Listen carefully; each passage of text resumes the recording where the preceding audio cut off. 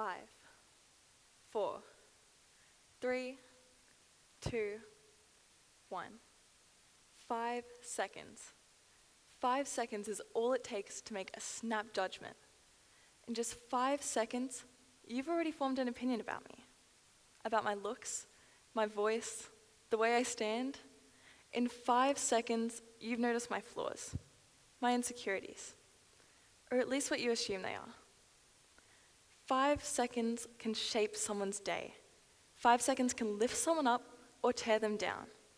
5 seconds is the difference between reaching out and turning away. What you do in those 5 seconds can matter more than you could ever know.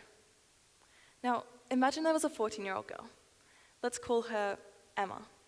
She loved music, had a soft spot for stray animals, and dreamed of becoming a vet.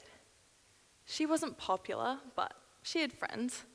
She was excelling in school, but struggled with the pressure. She wasn't always happy, but she managed. Then one day, the messages started.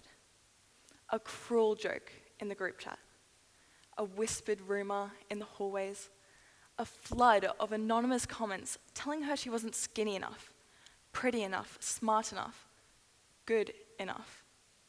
It started as teasing, then escalated. Screenshots of her messages, twisted out of context. Side-by-side comparisons mocking her appearance. Accusations of things she never did. 5 seconds at a time, the mocking, the accusations, the hurtful comments, and the cruel jokes chipped away at her. Until one day, she didn't show up to school. She didn't even show up to breakfast. She did the only thing she thought she could do. End it all. Unfortunately, Emma's story isn't just fiction. It's real. It's Charlotte's story. It's Dolly's story. It's Adielle's, Ella's, Scarlett's, and Chloe's. It's the story of 94 children in Australia last year who lost their battles with the invisible wounds of bullying, mental illness, and social pressure. Suicide is the leading cause of death among young Australians, with over 87% of these tragedies occurring in those aged 14 to 17. Dolly Everett was just 14 when she took her life after relentless cyberbullying. Once the face of an Akubra hat campaign as a child model, she became the target for online harassment that stripped away her confidence and sense of security. Her parents, devastated by her loss, established a foundation dedicated to preventing bullying and youth suicide. They fight for education, support networks, and awareness, urging parents and schools to take online harassment seriously. Charlotte O'Brien was only 12. She had her whole life ahead of her, yet relentless bullying pushed her to a point of no return. Her parents pleaded for help, but by the time action was taken, it was too late.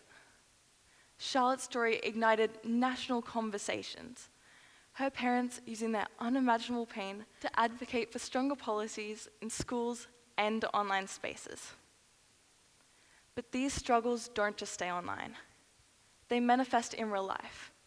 They dictate what we wear, how we pose, what we eat, how we feel walking into a room. And the worst part, many of these insecurities don't come from within. They're given to us. They come from throwaway comments, edited images, unrealistic standards reinforced in advertising, movies, social media, even those closest to us. And what happens when the cycle continues unchecked? Anxiety, depression, disordered eating. The Australian Institute of Health and Welfare reports that over 38% of young Australians have experienced a mental health disorder, with body image concerns playing a significant role. 5 seconds. We don't realize it, but our lives are shaped by these tiny, fleeting moments. 5 seconds can make or break someone's confidence, push them towards self-doubt, or pull them back from the edge.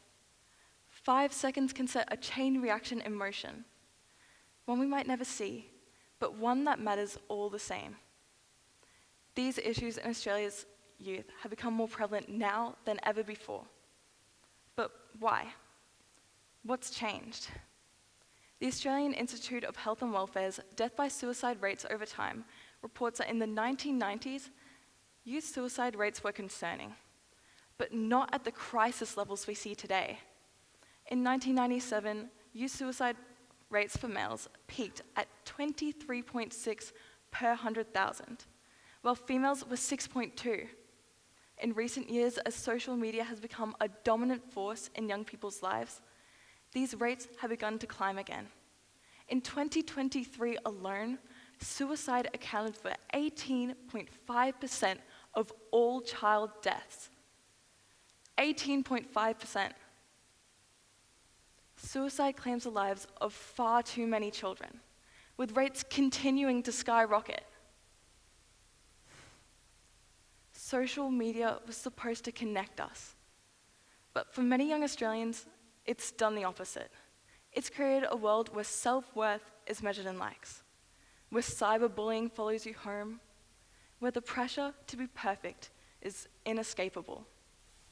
A national survey conducted by the Butterfly Foundation found that 1 in 3 teenagers in Australia feels dissatisfied with their body, and over 90% of young Australians are worried about their appearance. Psychologists call that negativity bias, our tendency to hold on to negative emotions more than positive ones.